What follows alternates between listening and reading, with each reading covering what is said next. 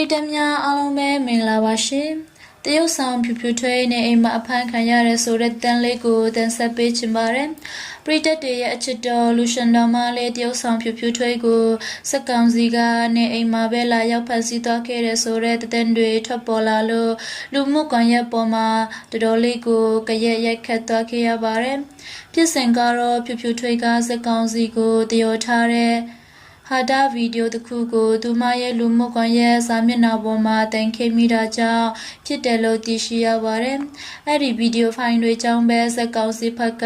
သူမရှိရာနေအိမ်အထိကိုလာရောက်ပြီးတော့ဖမ်းဆီးသွားခဲ့တာလည်းဖြစ်ပါတယ်။လက်ရှိထွက်ပေါ်နေတဲ့တဲ့တွေအရာဖြူဖြူထွေးပြန်လည်လွတ်မြောက်ဖို့အတွက်ငွေကြေးအများအများပေးဆောင်ရမယ်လို့တဲ့တွေထွက်ပေါ်နေပေမဲ့လည်းဒါကဘလောက်ထိမှန်ကန်မှုရှိတယ်လဲဆိုတော့ကိုတော့ဘယ်သူမှအတိအကျမသိရသေးပါဘူး။